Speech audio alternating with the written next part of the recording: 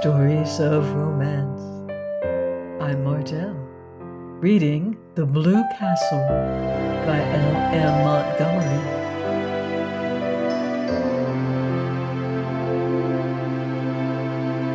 Chapter 33. Spring. Mischievous, black and sullen for a week or two, then flaming in sapphire and turquoise, lilac and rose again, laughing through the oriel, caressing its amethyst islands, rippling under winds soft as silk. Frogs, little green wizards of swamp and pool, singing everywhere in the long twilights and long into the nights, islands fairy-like in a green haze, the evanescent beauty of wild young trees in early leaf, frost-like loveliness of new foliage of juniper trees, the woods putting on a fashion of spring flowers, dainty spiritual things akin to the soul of the wilderness, red mist on the maples, willows decked out with glossy silver pussies, all the forgotten violets of mischievous blooming again, lure of April moons. Think how many thousands of springs have been here on mischievous, and all of them beautiful, said Valancy. Oh, Barney, look at that wild plum. I must quote from John Foster. There's a passage in one of his books. I've reread it 100 times. He must have written it before a tree just like that. Behold the young wild plum tree, which has adorned herself after immemorial fashion in a wedding veil of fine lace. The fingers of wood pixies must have woven it, for nothing like it ever came from an earthly loom. I vow the tree is conscious of its loveliness.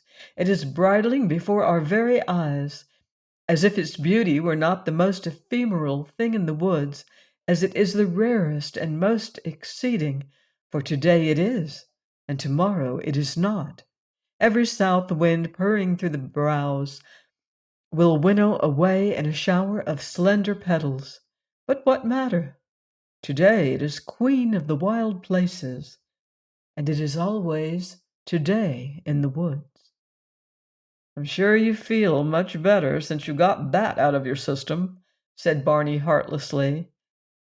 Here's a patch of dandelions, said Valancy unsubdued. Dandelions shouldn't grow in the woods, though. Well, they haven't any sense of the fitness of things at all. They're too cheerful and self-satisfied. They haven't any of the mystery and reserve of the real wood flowers. In short, they've no secrets, said Barney, but wait a bit. The woods will have their own way, even with those obvious dandelions. In a little while, all that obtrusive yellowness and complacency will be gone, and we'll find here misty phantom-like globes hovering over those long grasses in full harmony with the traditions of the forest. That sounds John Fosterish, teased Valancy. Oh, what have I done that deserved a slam like that? Complained Barney. One of the earliest signs of spring was the renaissance of Lady Jane. Barney put her on roads that no other car would look at, and they went through deer wood in mud to the axles. They passed several Sterlings, who groaned and reflected that now spring was come, they would encounter that shameless pair everywhere. Valancy, prowling about Deerwood shops, met Uncle Benjamin on the street, but he did not realize until he had gone 2 blocks further that the girl in the scarlet-collared blanket coat, with cheeks reddened in the sharp April air, and the fringe of black hair over laughing slanted eyes, was Valancy. When he did realize it, Uncle Benjamin was indignant. Oh, what business had Valancy to look like a young girl? The way of the transgressor was hard, had to be, scriptural, and proper. Yet Valancy's path couldn't be hard. She wouldn't look like that if it were. Oh, there was something wrong. It was almost enough to make a man turn modernist. Barney and Valancy clanged on to the port, so that it was dark when they went through Deerwood again. At her old home, Valancy, seized with a sudden impulse, got out, opened the little gate, and tiptoed around to the sitting-room window. There sat her mother, and Cousin Stickles drearily, grimly knitting.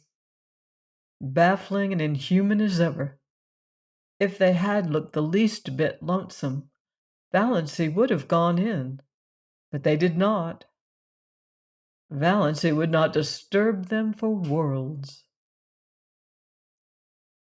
Please join me next time for another romantic chapter of The Blue Castle by L. M. Montgomery here on Love's Tender Flame. Until then, love deeply and live beautifully.